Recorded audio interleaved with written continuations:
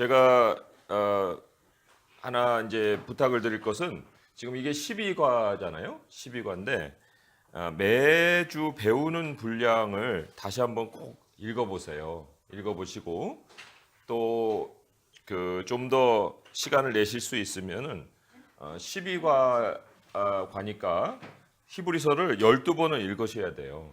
12번은. 그래서 예습을 하는 것도 중요하지만 복습이 상당히 중요합니다. 그래서 지난 시간부터 해서 이제 지금까지 그 2장까지 배웠잖아요. 그러니까 배운 걸 가지고 쭉 다시 한번 읽어보면은 그 줄거리가 또 연결이 돼요. 그래서 우리가 사전에 한 번 더 읽었으니까 12과 진행하면서 13번, 그죠? 13번은 읽어야겠죠? 예, 그래서 꼭 히브리서를 정말 그 익숙한 책으로 간직할 수 있기를 바랍니다. 자, 오늘 4과 모세보다 뛰어나신 예수님이에요. 모세보다 뛰어나신 예수님. 이제 왜 모세하고 그 연결시켜서 예수님을 소개할까 하는 걸 잘 유념해 두시고 또 오늘 공부를 해볼 수 있기 바랍니다. 지난 시간에 오늘 과를 이제 시작하기 전에 그 어떤 실마리가 되는 구절이 있었어요. 히브리서 지난번에 2장까지 이제 배우는데 2장 마지막 두 절을 보시면 2장 17절, 18절 한번 같이 읽어볼게요. 2장 17절, 18절 시작. 그러므로 그가 범사의 형제들과 같이 되심이 마땅하도다. 이는 하나님의 일에 자비하고 신실한 대제사장이 되어 백성의 죄를 속량하려 하심이라.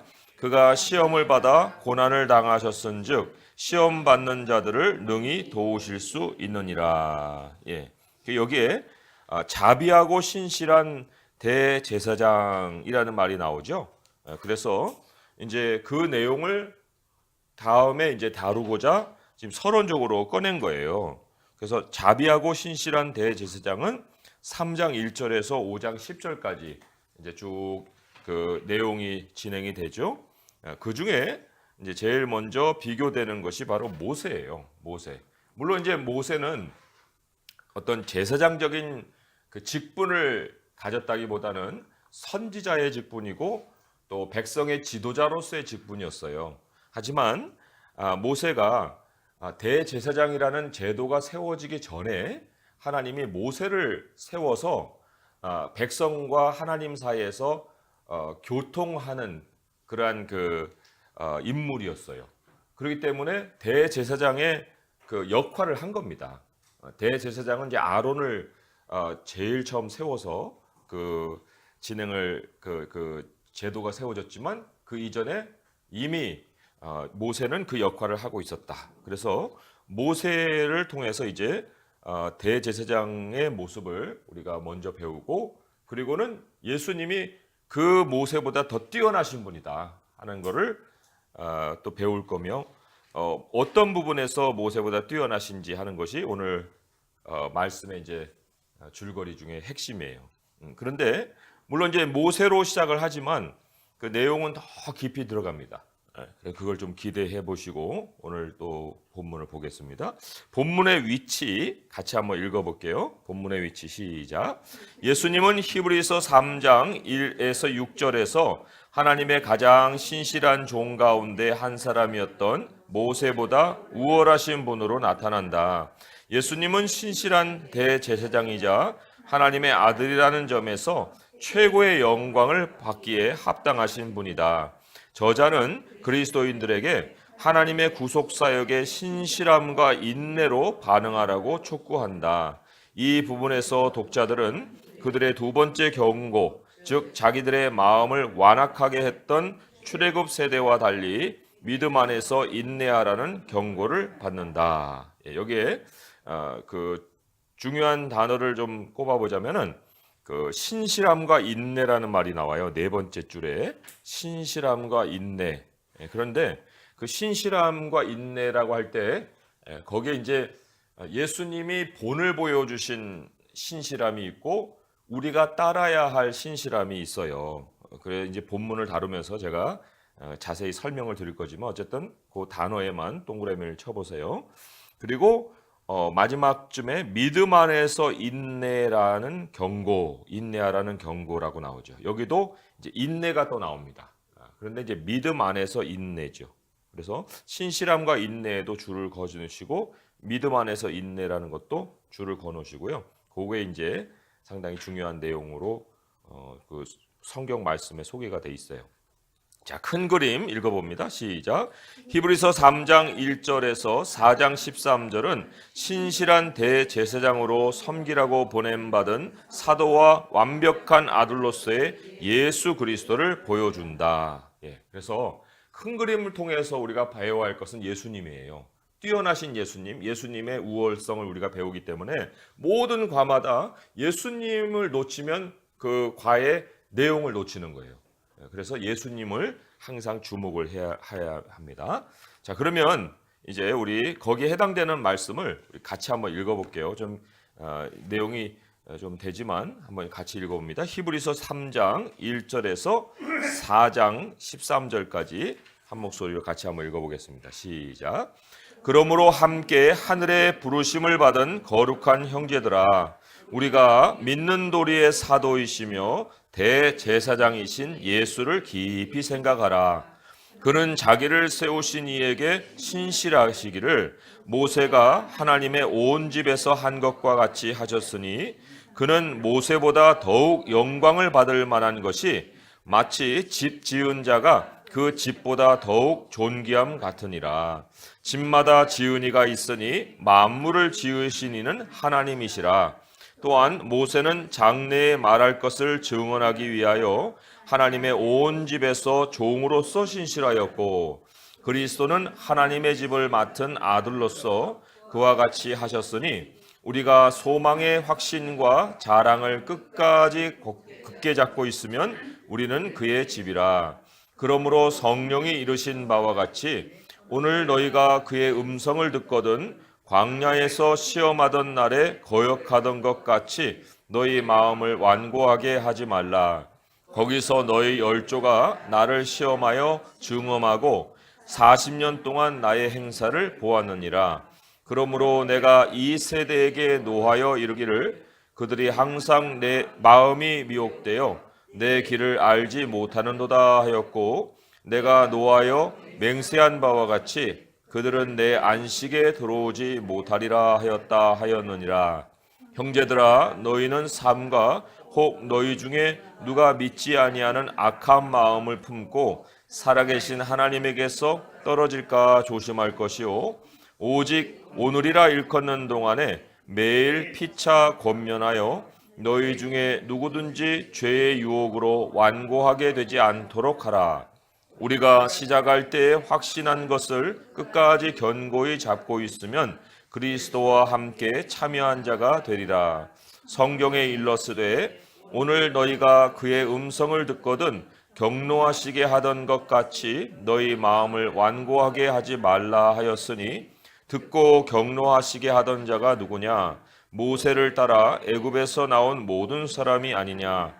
또 하나님이 40년 동안 누구에게 노하셨느냐? 그들의 시체가 광야에 엎드러진 범죄한 자들에게가 아니냐? 또 하나님이 누구에게 맹세하사 그의 안식에 들어오지 못하리라 하셨느냐? 곧 순종하지 아니하던 자들에게가 아니냐? 이로보건대 그들이 믿지 아니함으로 능히 들어가지 못한 것이라. 그러므로 우리는 두려워할지니 그의 안식에 들어갈 약속이 남아 있을지라도 너희 중에는 혹 이르지 못할 자가 있을까 함이라.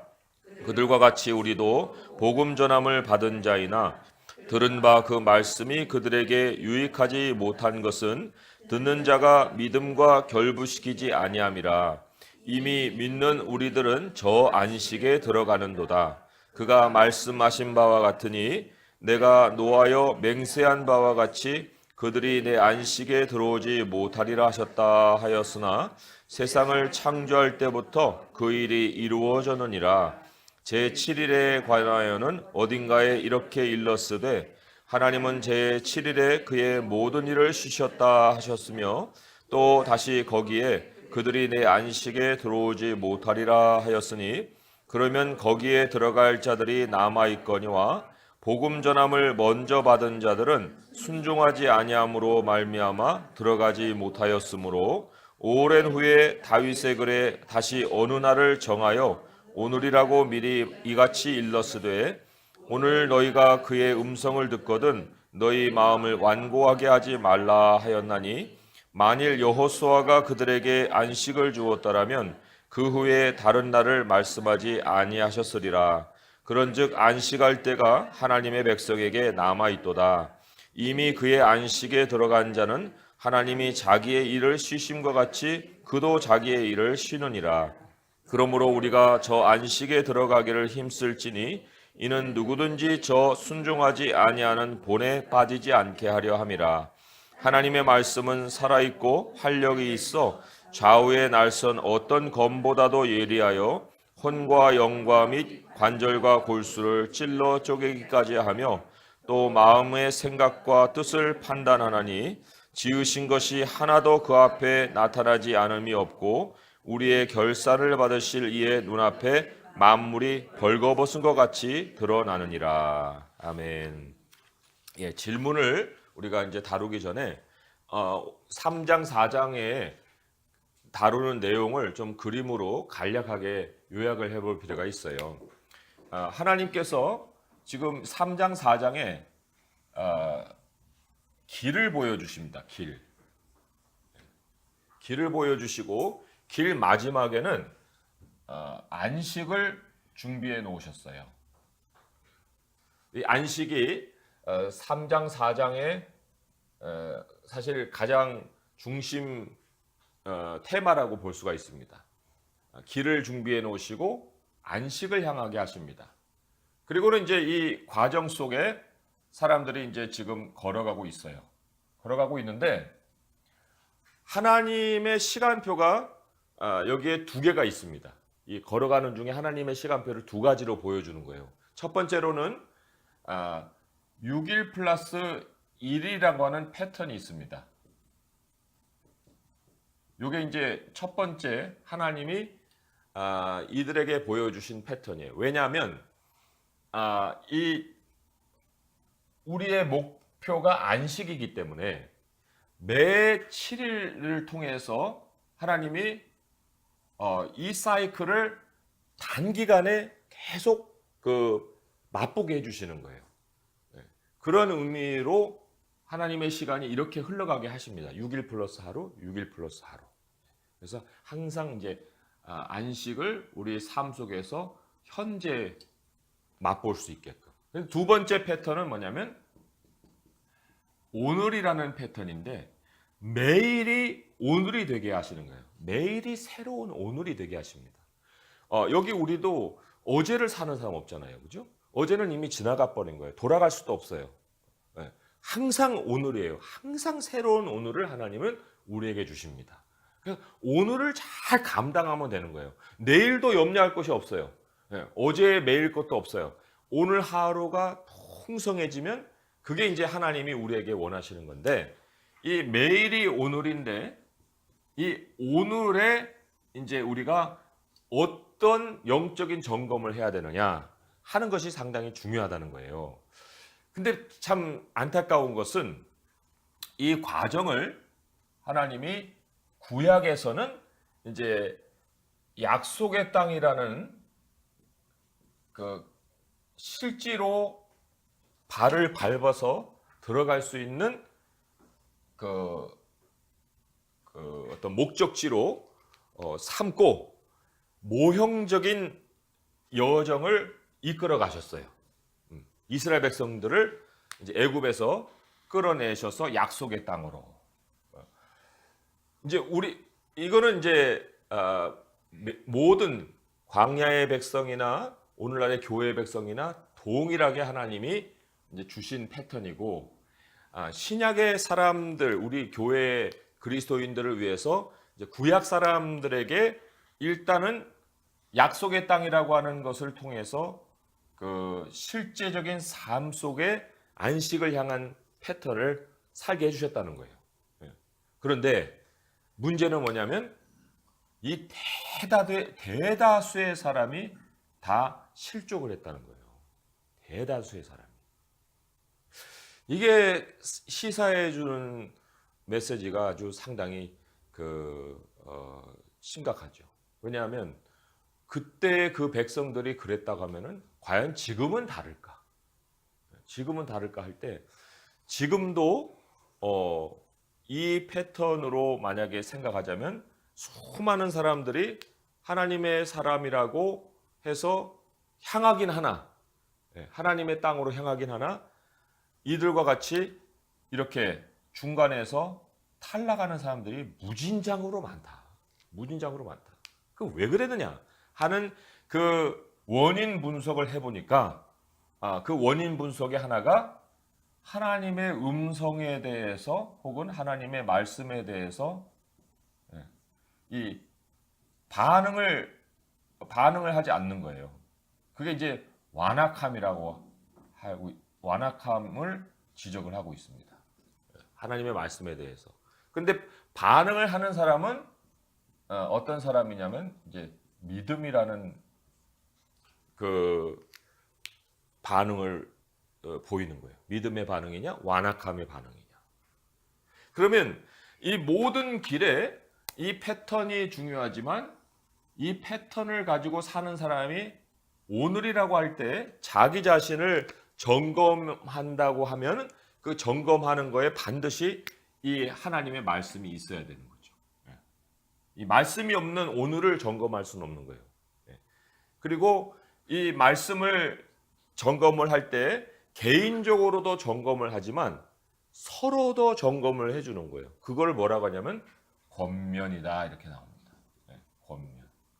히브리서 자체가 그 가지는 어떤 그 글의 성격이 권면이라고 했죠. 맨 마지막에 13장 22절에 내가 너희들에게 권면의 말을 썼노니 그랬잖아요. 그렇기 때문에 이 완악함은 무엇이고 믿음은 무엇이냐 할 때 오늘 그래서 4장 마지막 절에 뭐가 소개됩니까? 하나님의 말씀은 살았고 운동력이 있어 이렇게 나오죠. 그러면 이야기가 쭉 가다가 뭔 생뚱맞게 하나님의 말씀은 살았고 운동력이 있다는 말을 할까? 이게 이제 문맥의 흐름을 모르면 그 말씀은 그 두 구절만 딱 따가지고 이해가 되겠는데 앞에하고 연결이 안 되는 거예요. 그게 뭐냐면 하나님의 말씀이 어떤 사람에게는 깊이 들어가요. 깊이. 그래서 어디까지 들어가냐면 마음속까지 깊이 들어갑니다. 그런데 어떤 사람은 마음에서 튕겨도 나오는 거예요. 이 차이예요. 이 차이. 그러니까 하나님의 말씀, 내가 하나님의 말씀으로 오늘도 권면을 받았다 라고 할 때 그 표시가 뭐냐면 내 모든 마음의 생각이 다 말씀 안에서 드러나는 거예요. 그러지 아니할 때에는 이게 튕겨져 나온다. 그래서 오늘 3장 읽은 1절의 말씀에 뭐라고 소개가 되어 있습니까? 3장 1절에 예수를 깊이 생각하라 그랬죠. 깊이 생각하라. 이 깊이 생각하라는 것이 바로 4장 마지막 절 12절 13절에 나오듯이 하나님의 말씀은 살았고 활력이 있어 그 좌우의 날선 검과 같이 혼과 영과 및 관절과 골수를 찔러 쪼개기까지 하며 사람의 마음과 생각의 뜻을 다 드러낸다.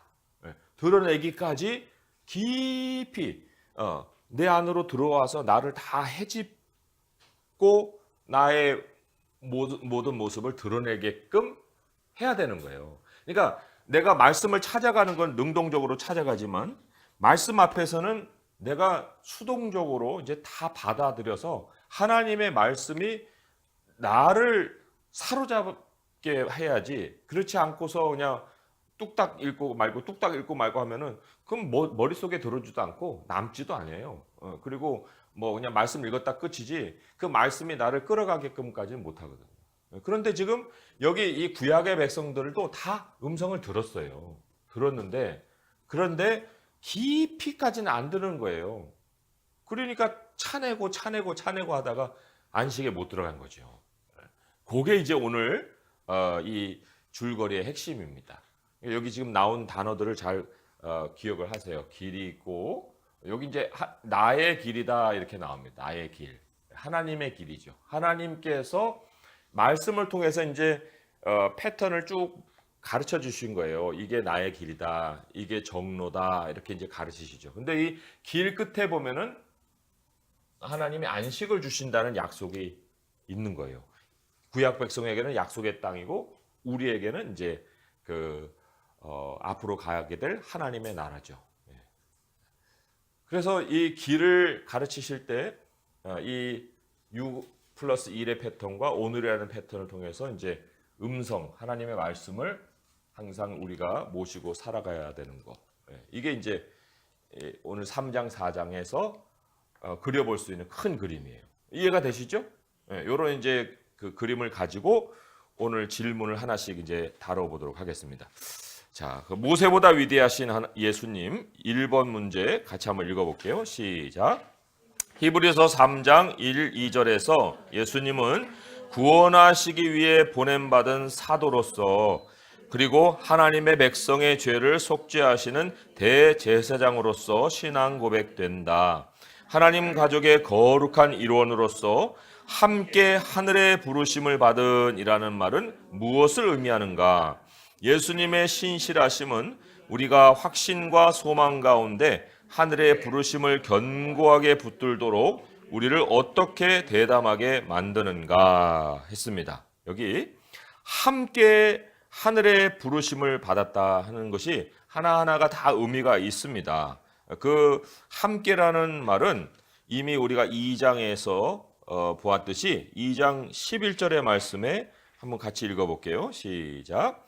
거룩하게 하시는 이와 거룩하게 함을 입은 자들이 다 한 근원에서 난지라. 그러므로 형제라 부르시기를 부끄러워하지 아니하시고. 이 함께라는 것은 형제됨을 의미하는 거예요. 다 우리가 하나의 근원에서 나온 한 형제다. 그런데 그런 한 형제가 이제 가족 관계로서 영적인 가족 관계로서 한 형제가 되었는데 그런데 그냥 복닥복닥하고 여기서 살아가라 하는 그런 의미로서의 가족이 아니고 하늘의 부르심을 받았어요. 그러니까 여기 있는 저희들도 다 방향을 가집니다. 방향을. 그게 하늘의 부르심이라는 것이 이따가도 설명하겠지만 바로 이 안식을 얘기하는 거예요. 하늘에 도달할 때까지는 우리에게 안식이 없어요. 그러나 하늘에 도달한 이후로 땅에서 모든 고된 삶이 이제 수고를 마치고 눈물이 없고 하나님께서 이제 안식을 주시는 그러한 곳으로 이제 가는 거예요. 그러니까 그게 이제 우리를 기다리는 미래죠. 참 이거를 저는 묵상할수록 너무 행복한 거예요. 안식이 기다리고 있다는 거. 참 땅에 매일 일이 아무것도 없는데 그때의 안식을 자꾸 이제 잊어버리면 계속 땅에 매이죠. 그렇죠? 안식 있어요. 아니야. 일주일에 하루 정도가 아니고 이제 그 다른 의미에서의 또 안식이 있습니다. 그게 이제 미리 말씀을 했지만은 영혼의 구원을 받았다는 것이 어마어마한 안식인 거예요. 우리 예수님이 우리의 영혼을 구원하셨다. 그리고 우리에게는 이미 그 안식에 들어갈 예수님 안에 있는 게 안식에 이미 들어간 거잖아요. 그러니까 어려움이 있을 때마다 나는 예수님 안에서 있어. 예수님이 나의 영혼을 이미 구원하셨어. 난 지금 죽더라도 하나님 나라 가는 거야. 이게 우리에게 엄청난 안식을 주는 거예요. 그렇지 않으면 불안합니다. 나 죽어서 어떻게 되지? 지옥 가는 거 아니야? 이렇게 또 오늘 사고 나면 난 큰일 나는데 이런 식의 어떤 두려움만 생기지 않겠습니까? 그러니까 어쨌든 이 안식은 지금 누릴 수 있는 건데 그 하늘의 부르심을 받았다. 그러니까 하나님께서 우리를 사실 처음 만나 주실 때 그 만남의 컨택 포인트가 뭐냐면 부르심이에요. 하나님이 정하신 자를 부르시고 부르신 자를 의롭다 하시고 의롭다 하신 자를 영화롭게 하셨다 했잖아요. 그죠? 그러니까 부르심이라고 하는 것은 그냥 대현아 이런 게 불렀다 그런 의미가 아니고요. 하나님의 부르심이라는 것은 결국은 여기에서 약속의 땅을 보여주듯이 이제는 넌 나와라. 애굽에서 나와라. 내가 너에게 지시할 땅으로 가라. 그 지시할 땅이 있는 그게 바로 부르심이에요. 우리의 마지막 목적지를 가르쳐 주신 것이 바로 또한 부르심이에요. 함께 부르심을 받았기 때문에 우리 그리스도인들은 다 같은 소망을 가집니다. 다 같은 본향을 향하는 사람들이라 그런 얘기죠. 그래서 함께 하늘의 부르심을 받으니라는 의미는 바로 그런 거예요. 그래서 사실 우리가 이 과정에 우리 자신이 누구냐라고 물어보면은 우리는 나그네요. 이렇게 이제 얘기를 할 수가 있죠. 나그네죠. 안식하기까지는 나그네로 사는 거예요. 자, 그런 의미까지도 있고, 자, 두 번째 문제는 그거잖아요. 예수님의 신실하심은 우리가 확신과 소망 가운데 하늘의 부르심을 견고하게 붙들도록 우리를 어떻게 더 대담하게 해주는가. 자, 이제 이 과정입니다. 이 과정에서 하나님이 우리에게 이 여정을 다 맡기고 한번 살아봐. 그랬으면 여기서 이제 주저앉아서 못 가요, 못 가. 내일도 걱정이 되고요. 오늘 이 목도 마르고 나 못 가요. 주저앉아 버리죠 여기서. 못 가요, 못 가. 하루도 못 가요.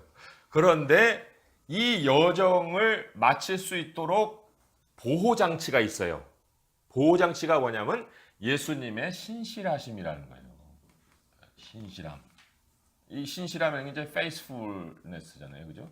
믿음이 아주 가득 차 있다. faithfulness잖아요, 그죠? 그러니까 충성, 믿음이 가득 차 있는 예수님의 신실하심이 이 과정을 마칠 수 있게 해주시는 거예요. 그러니까 하나님은요 아래에서도 우리를 떠받치시고 우리를 위에서도 참 그 보호하시고 사방팔방으로 다 갈 수 있게끔 해주시니까 그저 그냥 못해요 할 것이 하나도 없는 거죠. 자, 여기 이 6절의 말씀에 그 참고로 이제 괄호가 쳐져 있어요. 6절의 말씀을 한번 보시면 이런 말씀이 있습니다. 함께 읽어볼까요? 시작. 그리스도는 하나님의 집을 맡은 아들로서 그와 같이 하셨으니 우리가 소망의 확신과 자랑을 끝까지 굳게 잡고 있으면 우리는 그의 집이라 하는 말씀이 있습니다. 여기 보면 이게 이제 우리가 어디가 있습니까? 우리가 나그네 이게 이제 우리인데 성경에서는 이것을 또한 집으로도 표현을 했어요. 집. 왜 집이라고 표현했냐면 하나님이 함께 거하시는 거처로서 우리예요. 에덴도 집이죠. 왜 집이에요? 하나님이 그 안에 거하시기 때문에 에덴도 집이에요. 그죠? 이스라엘 백성들도 집이에요. 왜요? 하나님이 성막을 두시고 거기에 거하시니까 집이에요. 우리 교회도 하나님의 집이에요. 왜요? 왜냐하면 하나님이 임마누엘로 성령으로 우리와 함께 하시니까. 그러니까 집의 개념이라는 것은 다 하나님이 중심이 되어 있다는 것을 전제하고 있습니다. 하나님. 그런데 모세는 이 집 안에서 충성한 사람이에요. 집 안에서. 모세는 집 안에 있어요. 그런데 예수님은 누구냐면 이 집을 지으신 분이에요. 집을 지었어요. 우리를 만드셨잖아요. 그러니까 우리의 창조자시잖아요. 모세는 피조물이니까 이 집 안에서 충성했고 하나님이 이 집을 만들었기 때문에 집의 주인이고 집의 건축자이시고 그래서 이 집을 또한 창조하셨고 그다음에 경영해 가시는 분이에요. 집을. 모세는 이 예수님의 경영을 약간 도와준 종에 불과하고 모든 것은 예수님이 짓고 예수님이 경영해 가시는 거죠. 그래서 우리 여기 이제 한글 성경의 표현을 좀 잘 분석해 볼 필요가 있어요. 6절에 보면은 우리가 소망의 확신과 자랑 이런 말이 나오죠. 소망의 확신과 자랑인데 이게 뭐냐면 소망의 확신이고 소망의 자랑이에요. 소망의 확신이고 소망의 자랑입니다. 그러니까 이 소망, 우리가 바라보는 안식에 대해서 그냥 우리는 담대한 거예요. 나는 안식 이미 누리고 있어 하는 확신이에요. 그리고는 자랑하는 거예요. 난 천국 간다 하고 자랑하는 거죠. 그 소망을 내가 확신할 수 있고 소망을 자랑할 수 있는 그 이유가 어디에 있느냐면 바로 예수님의 신실함에 있다는 거예요. 예수님의 신실하심. 그러니까 그리스도는 하나님의 집을 맡은 아들로서 그와 같이 하셨으니 우리가 소망의 확신과 자랑을 끝까지 굳게 잡고 있으면 우리는 그의 집이라 했는데, 이게 이제 예수님이 해야 될 역할과 우리가 해야 될 역할이 나뉘어서 두 가지로도 보여주지만, 그러나 예수님의 신실하심이 있기 때문에 우리가 끝까지 잡을 수 있고, 끝까지 잡는 그것을 보면은 사람은 뭘로 안다고 그랬어요? 열매로 안다고 그랬죠. 그러니까 우리가 안식으로 가기까지, 죽는 순간까지 예수를 부인하지 아니하고 그 하나님께 나의 영혼을 맡겨서 하나님의 부르심에 응답하는 그런 사람 볼 때, 야, 저 사람은 그리스도의 집이었어. 이렇게 우리가 그 인정을 해준다는 거예요. 그런데 그렇지 않은 사람들은 다 중간에서 뭔 일이 있더라도 다 있어갖고 다 떠나요. 끝까지 남지 않습니다. 그러니까 그리스도인들은 중간중간에 참 물론 사람들과 비교해 볼 때 세상적인 면도 나타나기도 하죠. 그러나 세상적인 면이 나타난다 하더라도 그러나 다시 돌아오고 말씀 앞에서 자기 자신을 돌아보는 모습을 가지기 때문에 절대로 믿음을 버리지 않습니다. 이게 이제 히브리서에서 우리에게 경고가 주어지긴 하지만 우리 그리스도인들에게는 그 경고가 우리에게 그 어떤 분발을 할 수 있는 동기가 되지, 나는 이 경고의 대상이야, 나는 이제 끝났어, 이런 식으로 주저앉을 사람은 없어요. 그래서 이 끝까지라는 것이 상당히 중요하다 하는 거고요. 그리고 한 가지 참고하자면 히브리서 10장 19절 보세요. 10장 19절 소망의 확신과 연결시켜서 이런 아주 귀한 말씀이 있습니다. 10장 19절 읽어볼게요. 시작. 그러므로 형제들아 우리가 예수의 피를 힘입어 성소에 들어갈 담력을 얻었나니, 여기 담력이 바로 확신인데 성소라는 것도 안식을 얘기하는 거예요. 안식, 그죠? 그런데 그 하나님의 자리로 들어갈 그 확신을 무엇으로 말미암아 얻었어요? 예수의 피를 힘입어요 그랬다고요. 그러니까 예수의 피가 주신 선물이 바로 안식을 향한 확신이에요. 그래서 우리가 한 것 같지만 아니에요. 예수님의 피로 값주고 사신 사람들은 절대로 실패하지 않습니다. 예수님의 피로 값주고 사신 사람들은 절대로 그 구원이 취소되질 않아요. 그 연단받는 기간을 있을지라도 다시 그 어떤 그 변절하고 어떤 배역하는 이러한 일들이 있을 수가 없다. 그게 이제 또한 양면적인 거죠. 성경에서 얘기하는 거예요. 자, 그러면 2번으로 넘어가 보겠습니다. 2번 문제 읽어볼게요. 시작. 모세는 이스라엘의 불신함에도 불구하고 하나님의 집에서 신실한 종이었다. 그러나 예수님은 하나님의 집을 주관하실 뿐 아니라 짓기까지 하시는 아들로서 자신의 완벽한 신실함으로 인해 모세보다 더 영광받기에 합당하신 분이다. 구약 성경에 익숙했던 원래 독자들에게 저자는 무슨 의미에서 예수님과 모세를 비교했는가? 하나님의 집의 일원으로서 우리는 모세의 신실함을 통해 무엇을 배울 수 있는가? 왜 모세와 예수님을 비교했느냐, 그런 얘기예요. 물론 이제 앞에 부분에는 집을 지은 자와 집안에서 충성한 사람으로만 이제 비교를 할 수 있겠지만 전체를 보게 되면 4장 마지막에 하나님의 말씀으로 끝났잖아요. 그죠? 하나님 말씀으로 끝났어요. 근데 그 말씀으로 끝난 구절을 잠깐 보시면 하나님의 말씀 정도가 아니고 하나님을 거기다가 대입을 해도 그 문장이 전혀 손색이 없습니다. 예를 들면 하나님은 살아있고 활력이 있어. 하나님은 살아있고 활력이 있잖아요. 그리고 마음의 생각과 뜻을 다 판단하신다. 그러니까 하나님의 말씀이 결국 하나님으로 행동하고 있는 이런 상황이에요.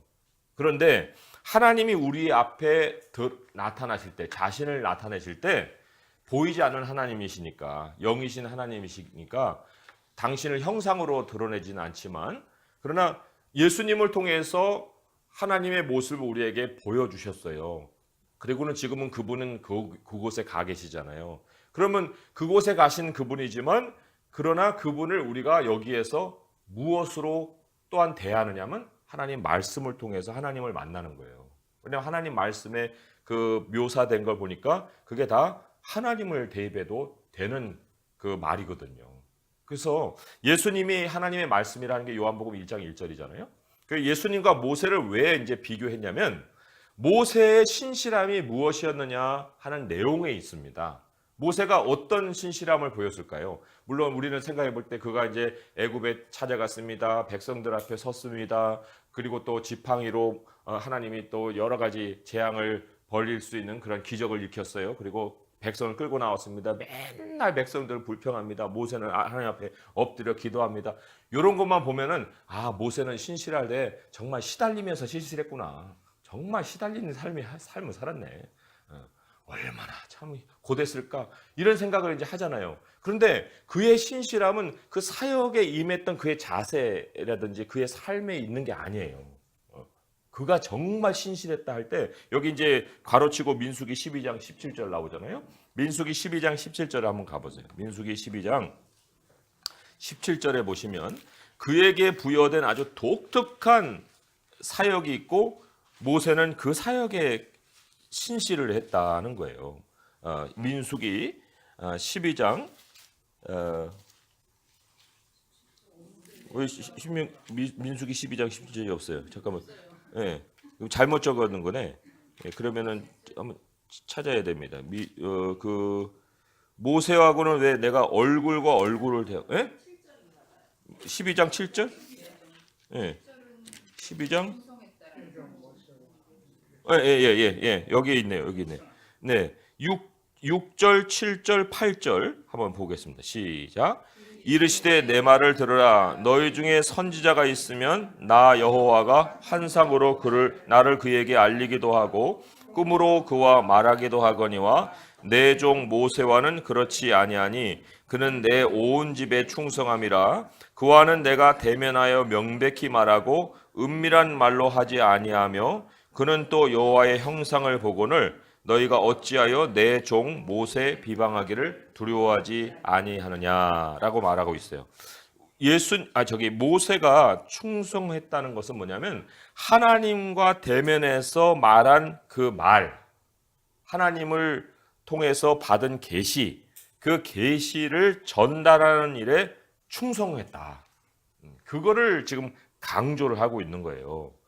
그러나 예수님은 더 충성했던 것은 뭐냐면 그 모세는 전달받은 계시를 전하는 일이었지만 예수님은 아예 말씀이 육신이 되어 이 땅에 오시고 그리고 지금도 하나님의 말씀으로 역사하시는 분으로서 모세보다 훨씬 뛰어난 신실한 분이시다는 것을 가르치고 있는 거예요. 그래서 예수님을 오늘 말씀에 뭐로 소개가 되었냐면 사도라고 소개가 되어 있습니다. 사도라고죠. 거기 3장 1절에 보면 우리가 믿는 도리의 사도이시며 대제사장이신 예수를 깊이 생각하라 이렇게 나와 있죠. 3장 1절에 그 사도도 말씀과 연결이 되어 있습니다. 이거 이제 지어도 되죠? 사도도 말씀과 연결되어 있는데 우리 히브리서 시작에 1장 1절과 2절에 보면은 예수님을 마지막 날에 하나님이 말씀하신 마지막 계시라 이렇게 이제 우리가 정리했잖아요. 사도는요 뜻이 보냄 받은 자예요. 보냄 받은 자. 근데 예수님이 사도로 소개가 된 것은 다른 의미에서가 아니고 예수님은 하나님이 세상에 보낸 말씀이에요. 마지막 말씀. 근데 이 마지막 말씀이 육신이 돼서 우리 가운데 찾아오신 임마누엘로서의 마지막 말씀이죠. 그래서 이런 의미에서 예수님을 사도라고 얘기를 하는 거예요. 그러니까 12사도하고는 좀 다른 의미예요. 12사도는 예수님이 보내신 사람들, 그죠? 보냄받은 자로서의. 그런데 그 사도들도 결국 뭘 들고 나가요? 말씀을 들고 나가잖아요. 그죠? 네, 그런데 예수님은 우리의 믿음의 사도다. 네, 그래서 믿음을 만들어내시는 계시죠. 믿음을 만드시는 계시 혹은 믿음을 만들어 주시는 말씀. 믿음은 말씀을 들음으로 인해서 나온다 했기 때문에 믿음의 사도라는 뜻이 이런 뜻이에요. 믿음의 사도, 믿음의 돌이라고 우리 성경에 써 있지만은 사실 돌이라는 말은 원어에 없어요. 믿음의 사도다 이렇게 나와 있습니다. 영어에서는 이제 그 faith라는 말도 있고 confession이라는 말로도 이제 믿음을 번역을 했어요. 어쨌든 믿음의 사도라는 것은 믿음을 만드시는 말씀 혹은 믿음을 만드시는 계시다 이런 말씀으로 이제 예수님을 소개했습니다. 예. 그러니까 예수님을 사도로 소개했다는 것은 그 배후에 말씀이 강조가 된 거거든요. 그러니까 모세가 신실한 것만 아니라 예수님은 하나님이 보내주신 그대로 사도의 직분을 이 땅에서 그대로 행하시고 모든 말씀을 전하시고 하나님의 뜻을 다 이루시고 이제 마치고 우편으로 올라가신 분이다. 사도로서 충성하셨다. 사도로서 신실하셨다는 것은 다 말씀하시고 가르치시고 올라가셨다. 그런 의미를 말씀하는 거죠. 그러니까 모세와의 비교 속에서 우리가 생각해 볼 수 있는 그 중심 단어는 바로 이 말씀이라는 거죠. 요한복음을 한번 보겠습니다. 요한복음 17장 거기에 이제 말씀으로서 사역하신 예수님의 신실하심을 예수님 스스로가 이제 이렇게 표현을 하셨어요.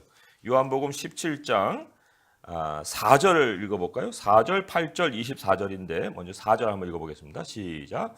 아버지께서 내게 하라고 주신 일을 내가 이루어 아버지를 이 세상에서 영화롭게 하였사오니 그 일이 뭘까요? 8절을 보시면은 나는 아버지께서 내게 주신 말씀들을 그들에게 주었사오며 그들은 이것을 받고 내가 아버지께로부터 나온 줄을 참으로 아오며 아버지께서 나를 보내신 줄도 믿었사옵나이다. 여기 보냈다는 게 뭐예요? 사도잖아요. 그죠? 예. 사도라는 것을 믿었다. 그런데 사도라는 걸 믿게 한 그 사역의 내용이 뭐였냐면 하나님이 주신 말씀을 다 주었다. 그들에게. 다 줬다. 예. 그러니까 이제 하나님이 나를 보내신 줄을 그들이 믿었다는 거예요. 그리고 24절에 보시면 이렇게 되어 있죠. 시작. 아버지여 내게 주신 자도 나 있는 곳에 나와 함께 있어 아버지께서 창세전부터 나를 사랑하심으로 내게 주신 나의 영광을 그들로 보게 하시기를 원하옵나이다. 말씀의 목표가 어디 있습니까? 안식에 있는 거예요. 그 다 하나님과 함께 하는 그 사역. 그러니까 사도로서 오셔서 신실하게 그 일을 다 마치신 그 마지막 열매가 뭐냐면 그들이 아버지와 하나 되는 거예요.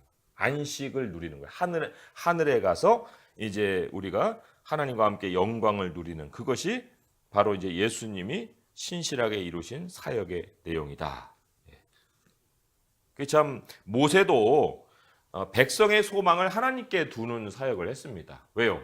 말씀 사역을 했으니까. 말씀 사역을 했기 때문에 소망이 하나님께로 있는 거지.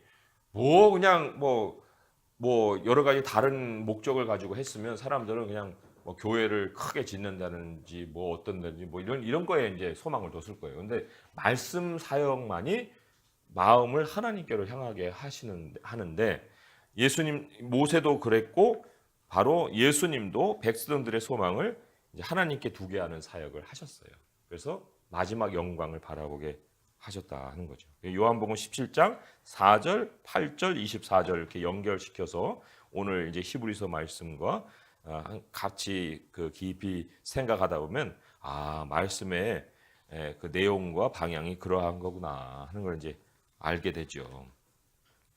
자, 그러면 이제 이렇게 말씀을 일단은 전해놓고 경고를 하고 있습니다. 경고가 사실 그 큰 단위로 지금 3장 7절부터 11절까지로 다 경고라고 할 수 있는 거예요. 다. 그죠? 두 번째 경고의 내용이 그 이후에 나오는 거예요.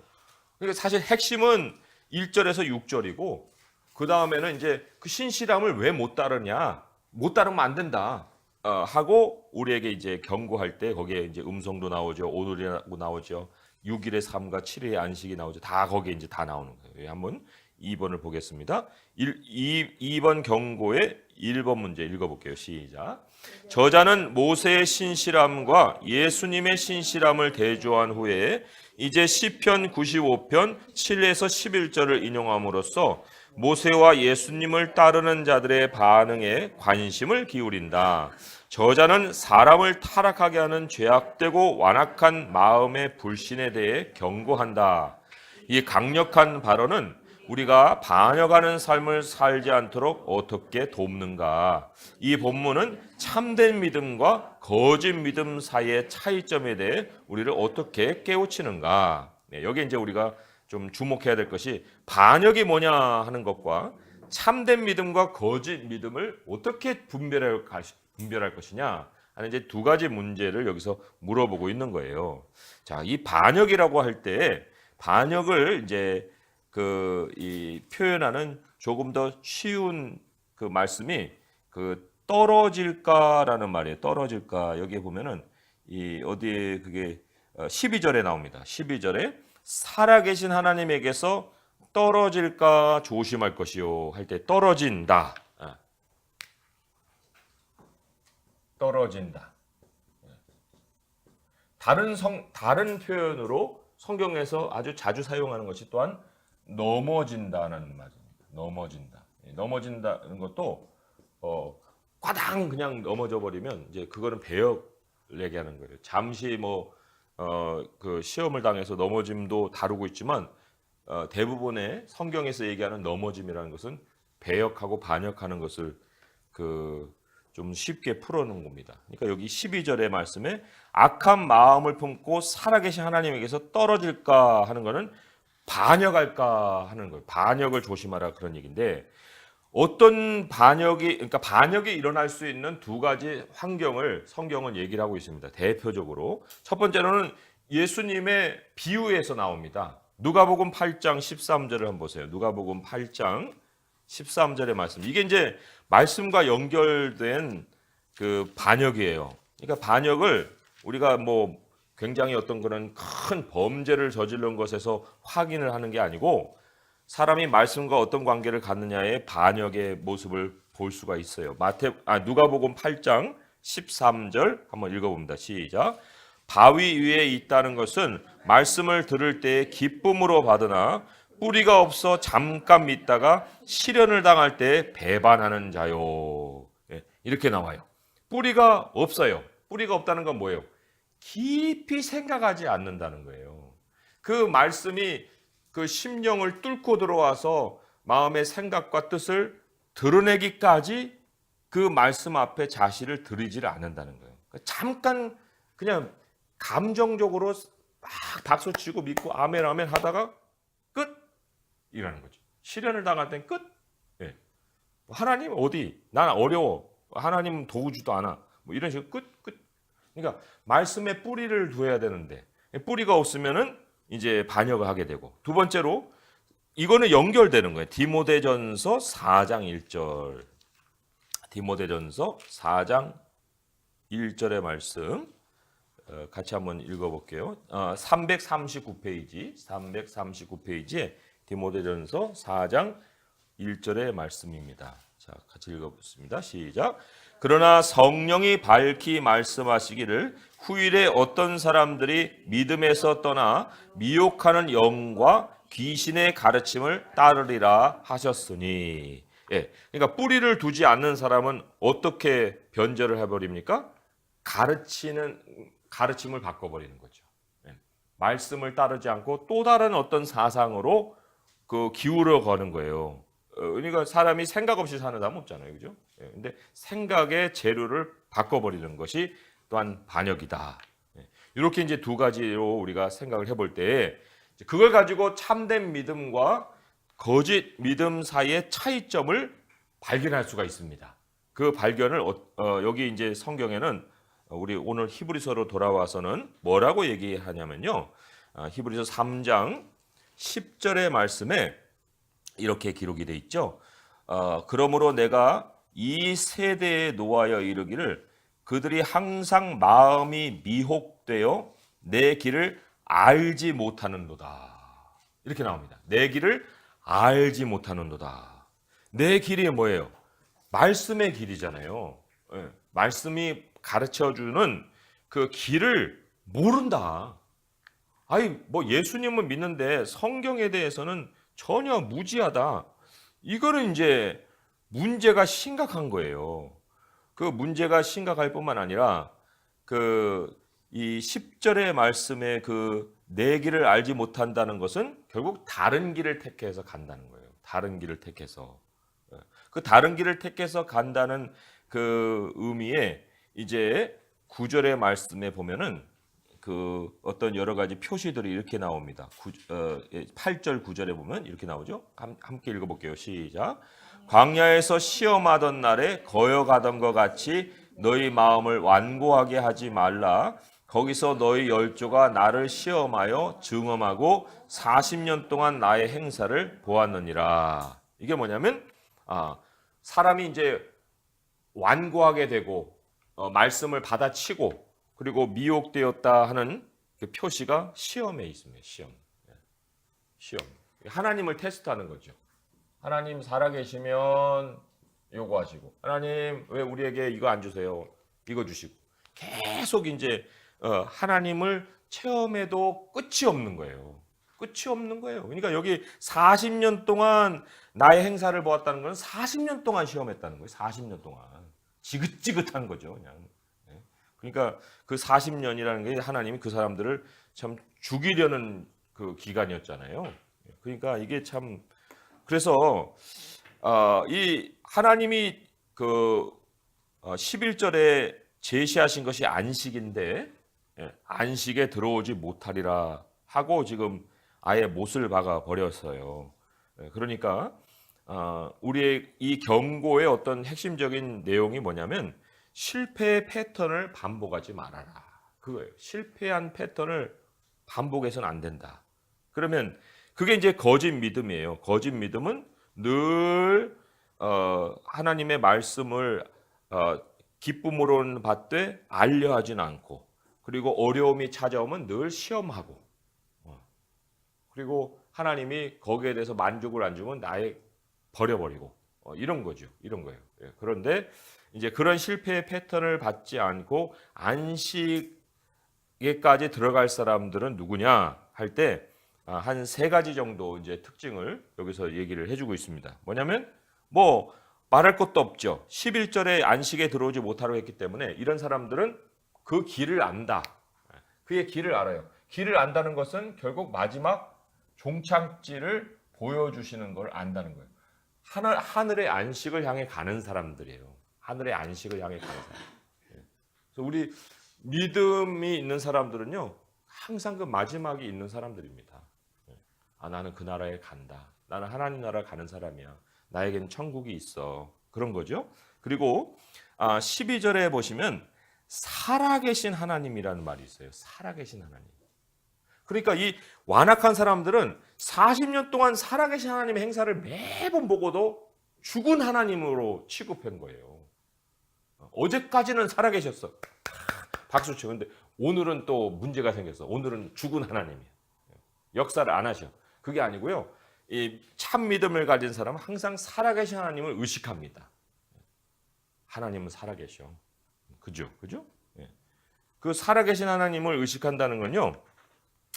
그 하나의 참고 구절로 한번 보세요. 전도서 3장 13절 14절의 말씀이에요. 전도서 3장 13절 14절의 말씀에 어느 수준까지의 살아계신 하나님이냐 하는 그 어느 차원까지의 하나님이냐 하는 건데, 전도서 3장 13절 14절의 말씀 같이 읽어볼게요. 시작. 사람마다 먹고 마시는 것과 수고함으로 낙을 누리는 그것이 하나님의 선물인 줄도 또한 알았도다. 하나님께서 행하시는 모든 것은 영원히 있을 것이라 그 위에 더할 수도 없고 그것에서 덜할 수도 없나니 하나님이 이같이 행하심은 사람들이 그의 앞에서 경외하게 하려 하심인 줄을 내가 알았도다. 여기 먹고 마시는 것까지예요. 먹고 마시고 수고하는 것, 낙을 누리는 것. 먹고 마시는데 낙이 없다. 이거는 이제 살아계신 하나님에 대한 의식을 가지지 못하는 거예요. 그러니까 맨날 먹고 사는 문제라고 자꾸 얘기하는데 우리 그리스도인은 그 말을 입에 달지 않습니다. 먹고 사는 문제 다 하나님이 다 책임지신다는데 뭐 먹고 살고 자꾸 그걸 가지고 얘기를 합니까? 먹고 마시고 수고함으로 낙을 누리는 것도 하나님 선물이에요. 그러니까 우리는 다 하나님 선물로 오늘을 살고 있는 거예요. 그죠? 예. 자, 그런 어떤 그 하나님의 안식에 대해서도 바라보고 알고 살아계신 하나님을 의식하기도 하고, 세 번째로는 우리가 확신한 것을 끝까지 붙들어요. 끝까지. 말씀으로 돌아옵니다. 히브리서 말씀으로 돌아오시면 14절의 말씀이죠. 14절의 말씀. 우리가 시작할 때에 확신한 것을 끝까지 견고히 잡고 있으면 그리스도와 함께 참여한 자가 되리라. 네. 세 가지 특징이에요. 참된 믿음의 세 가지 특징은 하나님의 안식을 바라보는 것 11절, 또 살아계신 하나님을 의식하는 것 12절, 그리고 확신한 것을 끝까지 붙드는 것 14절. 이렇게 세 가지입니다. 그 반대 사람들은 다 중간에 버려버리고 떠나버리고 또 시험하고 막 그런 어떤 여러 가지 그 우왕좌왕하는 모습들을 보인다. 떨어져 나온다. 하나님께로 떨어져 나온다. 떨어져 나온다는 말이요. 영어로 보니까 이렇게 써 있어요. Turn away from. 이 turn은 돌아서다 그런 뜻이거든요. 돌아서다. away는 멀어진다는 뜻이에요. 멀어진다. 여기 이제 누구로부터? 그러니까 하나님으로부터 돌아서서 멀어지는 걸 떨어지는 거예요. 등 돌리는 걸 얘기하는 거예요. Turn away from. 살아계신 하나님부터 떨어질까 조심해라. 자, 그러면 두 번째 문제 한번 같이 읽어볼게요. 시작. 저자는 히브리서 3장 13, 14절에서 상호간의 격려와 책임지려는 마음이 어떻게 불신의 부식에 대한 해독제가 될 수 있는지를 설명한다. 그리스도를 공유하는 가운데 서로에게 헌신하라는 권면에 주의를 기울이는 자세는 어떻게 그리스도를 하여금 끝까지 인내하도록 결심하게 만드는가. 까지라는 말에 이제 서로 하나님께서 보내주시는 어떤 그 도움 장치가 있습니다. 그게 바로 이 권면이라는 것, 또한 첫 번째 줄에 나오는 상호간의 격려와 책임지려는 마음, 이런 거예요. 예. 여기에 좀 이제 그 우리가 이제 권면한다고 하면은 사실 우리 개인적으로 찾아가서 그 사람들을 도닥여주고 이제 그런 위로의 말씀을 이제 해주는 어떤 그런 수준에서도 생각을 해볼 수 있겠지만, 우리가 의지해야 될 것이 뭐냐면, 여기 이제 그 3장 4장에 전체적으로 다루는 그 말씀인데, 말씀의 힘이 이 권면의 핵심이에요. 권면의 핵심이다. 말씀의 힘이다는 거예요. 말씀의 힘. 왜냐하면 사람의 말은 귀로 들어가서 그냥 귀에서 나올 수가 있어요. 그러나 하나님의 말씀은 깊이 그 사람의 심령을 파고 들어가거든요. 그래서 권면할 때 물론 개인적으로도 권면이 필요하지만 히브리서에 보면은 그날이 가까울수록 더욱 그리하라 하는, 그게 그리하라는 게 뭐예요? 그날이 가까울수록 더 모여라는 거예요. 힘써 모여라. 그래서 우리가 이렇게 말씀을 배울 수 있는 자리를 마련해 놓고 말씀을 같이 배우는 것이 이게 권면의 자리예요. 지금 이 자리가. 이런 자리를 주님은 가져라고 말씀을 하고 있습니다. 그리고 그 말씀이 10장 24절 25절에 있죠. 한번 같이 찾아볼까요? 10장 24절 25절에 같이 읽어봅니다. 시작. 서로 돌아보아 사랑과 선행을 격려하며 모이기를 패하는 어떤 사람들의 습관과 같이 하지 말고 오직 권하여 그날이 가까움을 볼수록 더욱 그리하자. 권하자 하는 것은 우리 말씀 배우자, 같이 가서 하나님 말씀에 주목하자, 그리고 그 말씀을 배우는 중에 내 심령 안에서 역사하시는 우리 주님을 만나는 그런 기회를 갖는 거예요. 그래서 이 자리에 우리 성도님들이 정말 소중하게 찾아오셔서 말씀 듣는 것도 중요하고요. 그리고 이제 믿음이 좀 떨어져 있는 사람들을 데려오세요. 데려와서 여기서 말씀 한 시간이라도 들으면 달라집니다. 말씀이 역사하니까. 그렇게 하나님 또 하라고 했으니까요. 그리고 여기 이제 그 3장으로 다시 히브리서 3장으로 가셔서 우리가 지금 다루고 있는 것이 13절, 14절인데 여기 이제 오늘이라는 말이 나와요. 오늘. 그죠? 오늘이라 일컫는 동안에 매일 피차 권면하라. 그러니까 매일을 새로운 오늘이 되게 해야 돼요. 피차 권면하라 할 때 그 피차에도 이제 서로 하나님의 말씀, 하나님의 목소리, 하나님의 음성 이제 그거를 그 들려줄 수 있는 그 환경 또 내 스스로도 하나님의 말씀을 받을 수 있는 그 환경 속에 사는 거.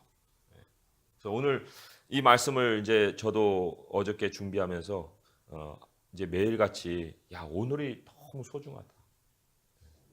오늘이 새롭다. 하나님이 주신 선물 중에 최고의 선물이다. 이런 생각을 해봤습니다. 우리 성도님들도 매일 새로운 오늘로 사세요. 네, 새로운 오늘입니다. 네. 자, 그래서 권면은 이제 하나님 말씀의 힘으로 하는 것이다. 그렇게 생각해 보시고요. 3번 문제 읽어봅니다. 시작. 저자는 히브리서 3장 15절에서 시편 95편 7, 8절로 다시 돌아가서 독자들에게 출애굽 세대의 실패를 상기시킨다. 출애굽 세대의 불신과 하나님의 안식에 들어가지 못한 실패는 타락에 대한 경고와 예수 그리스도께 두는 우리의 소망 모두를 어떻게 가리키는가? 이게 문제가 좀 이해하기가 힘들었는데요. 그게 뭐냐면 서로 대조해 보라는 거예요.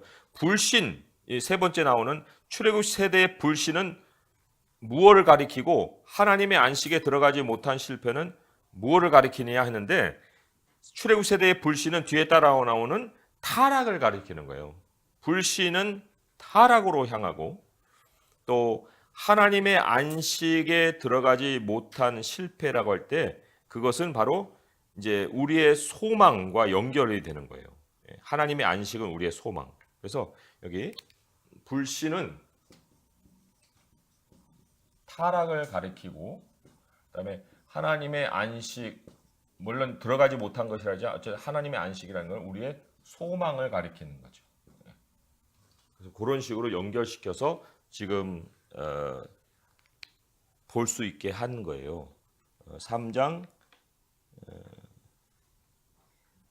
15절에 인용된 말씀이죠. 3장 15절 한번 읽어볼까요? 시작.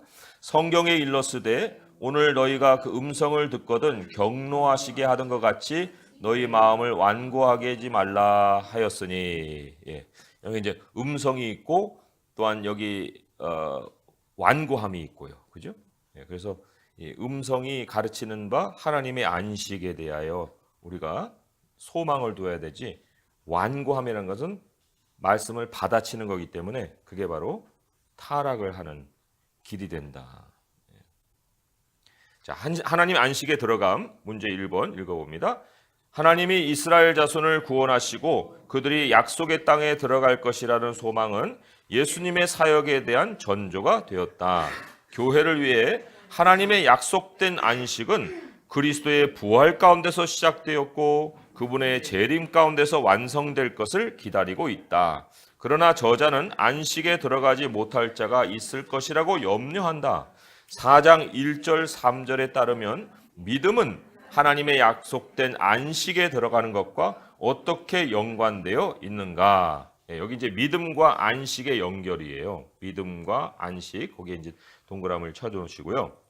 이게 어떻게 이제 연결되는가 했는데, 자 4장으로 가보셔서 그 3절에 보시면 3절 말씀 한번 읽어봅니다. 시작. 이미 믿는 우리는 저 안식에 들어가는도다. 그가 말씀하신 바와 같으니 내가 노하여 맹세한 바와 같이 그들이 내 안식에 들어오지 못하리라 하셨다 하였으니 사였으나 세상을 창조할 때부터 그 일이 이루어졌느니라 라고 얘기합니다. 자, 세상을 창조할 때부터 그 일이 이루어졌다. 그러니까 안식이 미래에 있습니까? 여기에 하나님이 주신 그 현실입니까? 네, 여기 주신 현실이에요. 그게 바로 6 플러스 1이에요. 6 플러스 1. 우리가 열심히 일할 날도 있지만 그러나 하나님이 멈춘 날에 우리가 같이 멈추는 거예요. 지난 그 설교 때도 제가 언급을 했지만은 내가 멈춰야 아내가 멈춰요. 내가 멈춰야 자식이 멈추고 내가 멈춰야 우리 가족 거기에 이제 가축이라고 했는데 가축도 멈추고 나의 종이 멈추고 나의 회사가 멈추고 다 멈추는 겁니다. 근데 내가 이때 움직여 버리잖아요. 그러면 아내가 같이 움직여야 돼요. 또 자녀가 같이 움직이고 직장이 같이 움직이고 아무튼 많은 사람을 괴롭힙니다. 많은 사람의 삶을 황폐하게 만드는 거예요. 아우 저 사장 좀 오늘 좀 쉬지. 왜 나와가지고 저 난리를 쳐? 그 다른 직원들 그냥 볶아먹게. 그 전에 사장 하나가 움직이면은 모든 회사가 다 움직이게끔 되는 거 아니에요. 그러니까 나 하나가 멈춘다는 것이 그냥 어떤 그 효과가 별게 아닌 게 아니고 내가 하나님 안에서 멈춰서 안식함으로 해서 정말 수많은 그 네트워크에 있는 사람들이 다 멈춤을 경험을 하는 것이다. 예.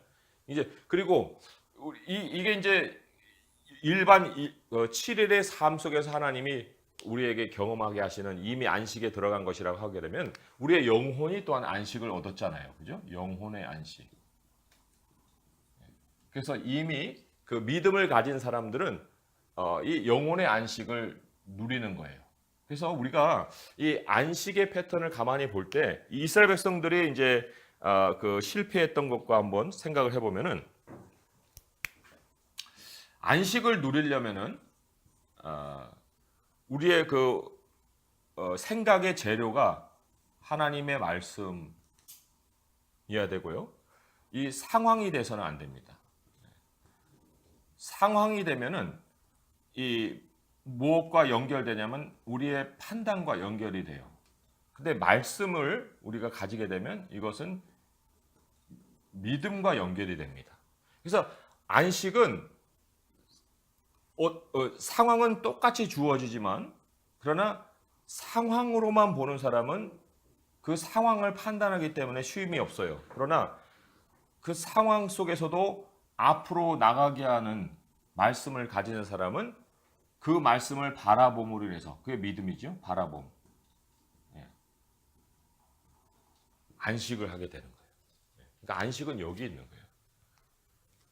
여기서 불안하지 않고 확신이 있는 것은 나는 그 나라 간다라는 그 말씀의 약속이 있기 때문이지 상황 때문이 아니잖아요. 그러니까 상황은 우리를 쉬지 못하게 하고 말씀은 우리를 바라보게 하기 때문에 안식하게 하는 거예요.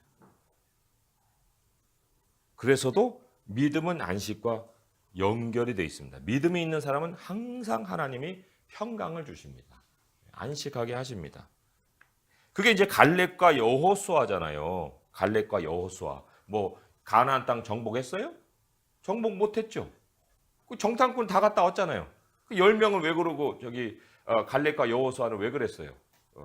그 다른 점이 뭐예요? 믿음으로 봤느냐, 상황으로 봤느냐, 둘 중에 하나예요. 그러니까 믿음으로 본 사람은 밥이다. 우리에게 다 줬다. 그리고 아니야, 우리는 메뚜기야. 이렇게 되는 거죠. 그래서 이 믿음과 안식은 서로 떨어질 수 없는 그 연결성을 갖는다 하는 겁니다. 자, 두 번째 문제 읽어볼게요. 시작. 저자는 히브리서 4장 4절에서 창조의 일곱째 날과 관련해서 하나님의 안식에 들어가는 것에 대해 말하며 이스라엘 자손이 궁극적으로 하나님의 안식에 들어가지 못했음을 지적한다.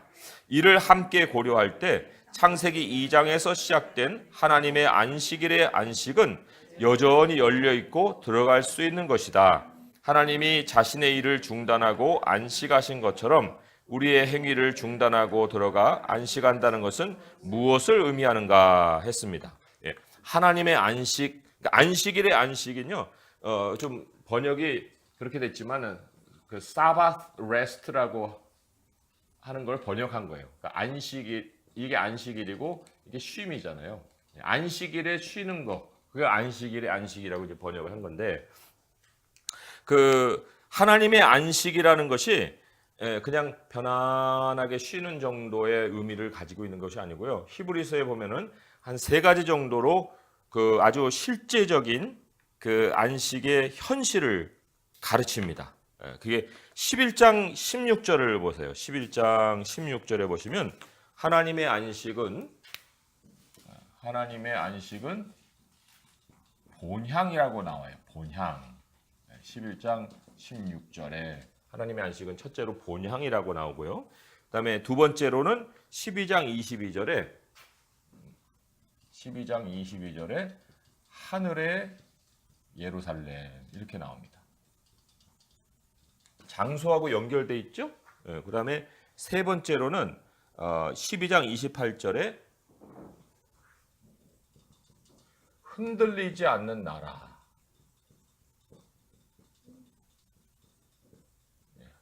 창수가 불고 뭐 창수가 덮치고 바람이 불어도 흔들림이 없는 집. 그게 이제 하나님이 주시는 안식이에요. 안식. 그 안식이 상당히 현실적이죠. 그죠? 우리의 삶의 자리를 이 성경에서 이제 안식이라고 얘기를 하고 있습니다. 안식에 들어간다는 것의 의미는 결국은 이 본향과 하늘의 예루살렘과 흔들리지 않은 나라에서 매임이 없이 하나님을 영원히 섬기는 것. 이게 이제 그 하나님의 안식이 우리에게 주는 큰 선물이라고 할 수가 있습니다. 이걸 어떻게 확인해 볼 수 있냐면요. 계시록에 그렇게 나와요. 하나님 임재 앞에 즐거워하고 거기서 하나님을 영원히 섬기는 거.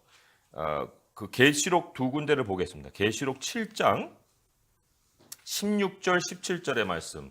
계시록 7장 16절 17절의 말씀. 자, 읽어볼게요. 시작. 그들이 다시는 줄이지도 아니하며 목마르지도 아니하고 해가 아무 뜨거운 기운에 상하지도 아니하리니 이는 보좌 가운데에 계신 어린 양이 그들의 목자가 되사 생명수 샘으로 인도하시고 하나님께서 그들의 눈에서 모든 눈물을 씻어 주실 것입니다. 이게 이제 또한 안식의 개념이고요. 하나 또 14장 13절. 계시록 14장 13절. 또 읽어봅니다. 시작. 또 내가 들으니 하늘에서 음성이 나서 이르되 기록하라. 지금 이후로 주 안에서 죽는 자들은 복이 있도다 하시매 성령이 이르시되 그러하다. 그들이 수고를 그치고 쉬리니 이는 그들의 행한 일이 따름이라 하시더라. 여기도 이제 그 하나님 보좌 앞에 또 하나님이 준비해 놓으신 그 새로운 예루살렘 안에서 본향에서 하나님을 섬기고 즐거워하고 또 쉬는 백성들의 모습이 기록이 되어 있어요. 자, 마지막 3번 문제 읽어봅니다. 시작. 독자들에게 인내로 하나님의 안식에 들어가기를 힘쓰라고 권면한 후에 저자는 그들에게 신실하지 못한 불순종은 간과되지 않을 것임을 상기시킨다.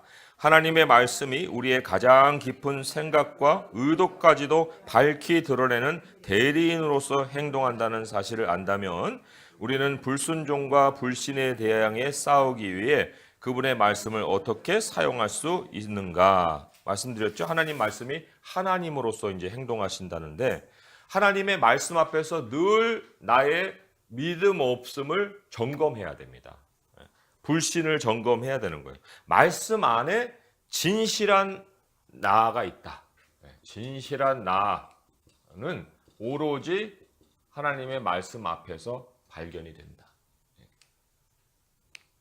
그리고 사실 내가 능동으로 말씀을 찾아갔지만 그 말씀 앞에서 다 각이 떠져 가지고 날선 검으로 조각조각 나서 거기에 이제 드러넣게 되잖아요. 그죠? 움직일 수 없는 이게 재물을 드리는 것과 똑같은 거거든요. 다 찔러 쪼개고 나누고 뭐 하는 거예요. 그런데 여기에 보면 이게 단순한 어떤 재물로서의 의미가 아니고 이게 하나님 앞에서의 안식이에요. 하나님 앞에서의 안식. 내가 멈춰버린 거잖아요. 움직이지 못하게. 그렇지만 그러나 이 제물이 되어서 나를 드릴 때 그 예수님이 부활을 경험하시고 승천을 경험하셨잖아요. 그러니까 우리에게 되살아나는 것은 진정한 안식을 통해서 찾아오는 선물이에요. 진정한 안식이라는 건 진짜 철저히 하나님 말씀 앞에 깨어져 버린 나 자신, 철저히 멈춰진 나의 모습을 경험할 때 비로소 거기서 이제 부활을 경험한다. 이렇게 볼 수가 있습니다. 자, 그 다음에는 이제 제가 천천히 읽어갈 테니까요. 이제 들으신 바 내용을 잘 기억하시면서 차근차근 한번 머릿속으로 정리를 해보시기 바랍니다. 첫 번째로는 이제 복음 맛보기예요. 복음 맛보기. 인내하는 믿음. 인내하는 믿음을 드러내 보이는 자들은 불신으로 타락하지 않을 것이다. 인내하는 믿음은 지속되는 믿음이고 끝까지 견고히 잡는 믿음이라고 했죠. 그런 사람들은 불신으로 타락하지 않는다는 거예요.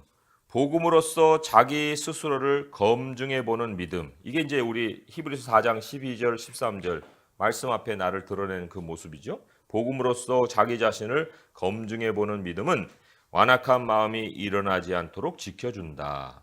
그러므로 우리는 어떤 불신이나 불순종도 다 드러내는 하나님의 말씀을 사용해서 예수 그리스도의 복음에 대해 원래 우리가 가졌던 확신을 깨어서 끝까지 견고하게 붙들어야 한다. 믿음 가운데서 끝까지 견디는 믿음은 신자들이 그리스도 안에서 그리스도의 삶에서 갖는 확신의 수단이다.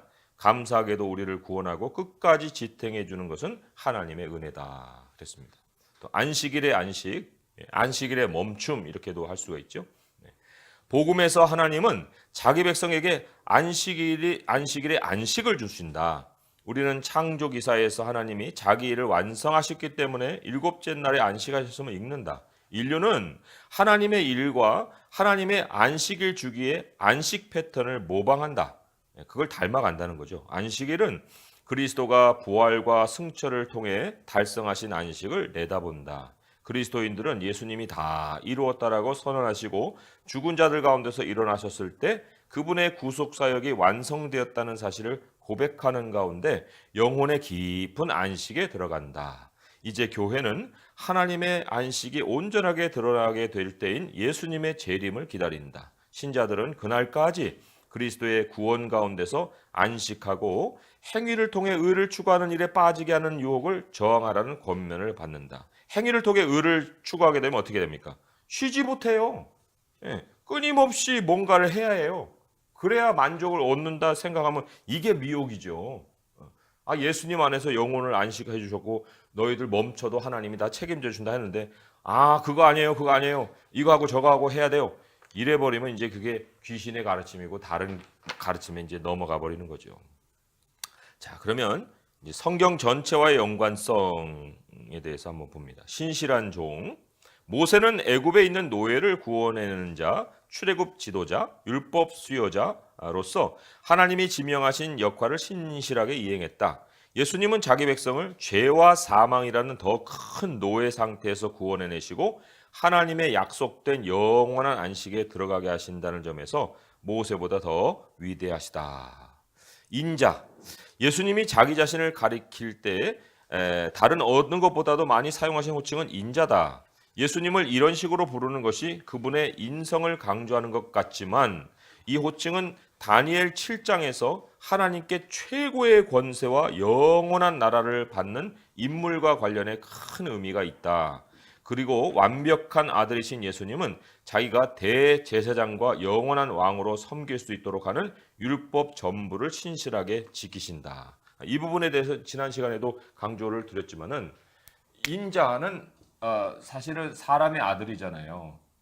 그래서 사람들은 그 예수님을 이해할 때 여기서 출발을 하려고 하는 거예요. 여기서 조금 높게, 혹은 뭐 우리 수준에서 계속 끌어내려갖고 예수님도 사람이 있었어. 예수님도 사람이었어. 자꾸 이렇게 얘기하는 거예요. 그러나 인자는요, 하늘에서 오신 인자예요. 사람으로 태어났다고 해서 캐톨릭에서는 맨 마리아의 품속에만 안겨있는 애기로만 형상으로 만들지 예수님의 진짜 인자됨에 대해서는 강조를 안 하거든요. 그러나 성경이 얘기하는 정작 인자는 우리가 되어주신 하나님이에요. 우리가 되어주신 하나님. 예, 거기서부터 출발하신 하나님이 아니라 우리가 되어주신 하나님의 근본이 하나님으로부터 오신 분이 인자라는 거예요. 그거를 강조한 것이 어디냐면 다니엘서 7장이라는 거죠. 우리 여기에 한번 찾아보겠습니다. 그게 중요하니까 다니엘 7장 13절에서 14절의 말씀. 다니엘 7장 1245페이지에 있어요. 1245페이지 다니엘 7장 13절 14절 말씀 함께 같이 한번 읽어보겠습니다. 시작. 내가 또 밤 환상 중에 보니 인자 같은 이가 하늘 구름을 타고 와서 옛적부터 항상 계신 이에게 나아가 그 앞으로 인도되매 그에게 권세와 영광과 나라를 주고 모든 백성과 나라들과 다른 언어를 말하는 모든 자들이 그를 섬기게 하였으니 그의 권세는 소멸되지 아니하는 영원한 권세요 그의 나라는 멸망하지 아니할 것이니라. 그래서 인자는 하늘 구름을 타고 오신 분이에요. 하늘 구름을 타고 오신 분이에요. 그 근원이 하나님께 있는 분이다. 그거를 강조를 하고 있습니다. 자, 그러면 계속해서 출애굽에서 약속으로 두 번째죠. 출애굽 세대는 그들의 불신과 불순종 때문에 하나님의 안식에 들어가지 못했다. 출애굽의 패턴은 죄와 사망에서 벗어나는 교회의 구원 및 하나님의 약속된 영원한 안식에 들어가는 미래의 구원 가운데서 반복된다. 구약의 패턴이 우리의 삶 속에서 늘 일어난다는 거예요. 광야 생활의 그 과정이 바로 출애굽의 패턴이라고 볼 수가 있어요. 출애굽 세대와 달리 예수님은 참된 이스라엘 자손으로서 하나님에 대한 그분의 신실함은 완벽하다. 모세와 여호수아와 달리 예수님은 자신의 백성 최후의 한 사람까지도 낙오시키지 않고 전부 하나님의 약속된 안식에 들여보내실 수 있다. 그래서 아까 처음에 그려드렸던 그 도표에 예수님의 신실함이 그 모든 여정을 마치는 보호장치다라고 말씀을 드렸죠. 자, 이제 조직신학에서 두 가지, 하나님의 집, 하나님의 백성을 표현하는 다른 은유와 마찬가지로 집은 하나님이 거하시는 장소로서의 집단적 교회에 대한 개념이다. 예수님은 하나님의 집에서 아들, 건축자, 모퉁이 돌로서 특권을 누리는 자리를 차지하고 계신다. 하나님의 식구는 믿음으로 연합되며 서로에게 믿음과 순종과 인내를 격려하라는 권면을 받는다. 믿음으로 연합, 권면이란 것 중요하죠. 그다음에 하나님의 말씀, 성경은 하나님이 구속사 가운데서 인간을 통해 우리에게 주신 신적, 인간적 말씀으로서 하나님이 어떤 분이신지에 대해 그리고 무슨 일을 하셨는지에 대해 증언한다. 이게 이제 성경의 주제가 하나님이라는 거예요. 하나님이 어떤 분이신지, 또 하나님이 무슨 일을 하셨는지. 성경의 주인공이 우리가 아니라는 거죠. 성경은 하나님이 우리의 마음을 살피시고 폭로하시는 등 하나님으로서 행동하시면서, 그죠? 성경은 하나님으로서 행동하시면서 우리에게 개인적으로 하시는 말씀이다.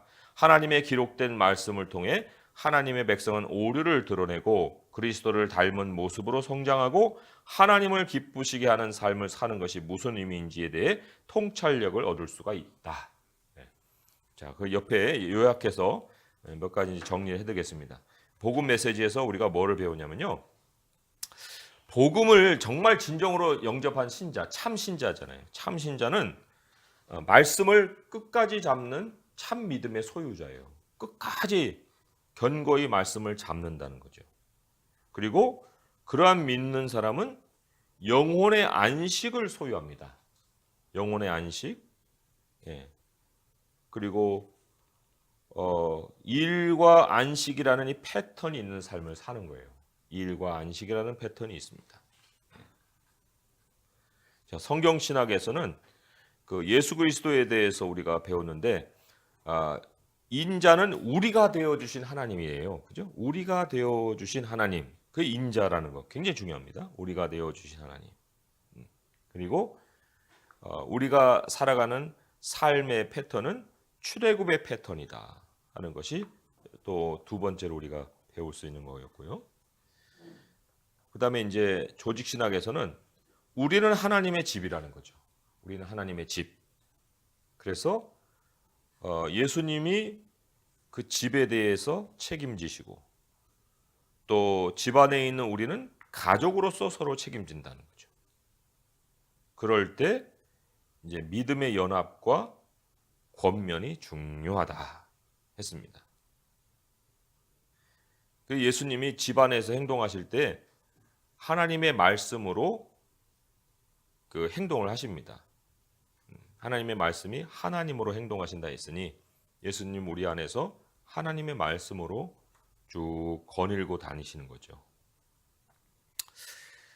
4번에서 히브리서 오늘 이제 배운 본문 안에서 좀 특별하게 깨달았던 것이 뭐냐 하는 걸 이제 적어보라 했는데 저는 두 가지를 적어봤어요. 첫째는 성경의 힘이다. 성경의 힘이다. 이거 없으면 아무것도 아니다. 권면도 성경의 힘으로 하고 하나님도 하나님으로 행동하실 때 성경으로 하시고 이 성경이 얼마나 중요한지 모르죠. 그리고 이제 두 번째로 깨달았던 것은 안식의 중요함이에요. 이 안식을 잃어버리면 모든 건 다 방향도 잃어버리고 소망도 잃어버리고 미래도 잃어버리는 거죠. 안식, 하나님이 우리를 안식으로 부르셨다 하는 걸 우리가 이 본문에서 기억할 수가 있습니다.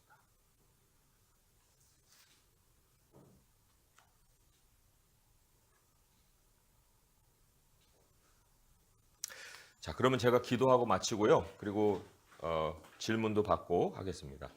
하나님 아버지 감사합니다. 우리에게 안식을 허락하신 주님, 세상을 지을 때부터 하나님 뜻에는 안식이 있습니다. 우리가 이 땅에 참 노예와 같고 그리고 수고의 땀을 흘려서 노동하며 살기 때문에 너무나 삶이 피곤하지만 그러나 하나님 우리에게 이미 창조 때부터 안식을 주시고 또 예수 그리스도로 인해서 영혼의 안식을 주시고 또 우리에게 본향을 준비해 놓으시고 우리를 안식으로 초대하시는 하나님의 신실하신 모습을 우리는 믿고 감사드리고 찬양드립니다.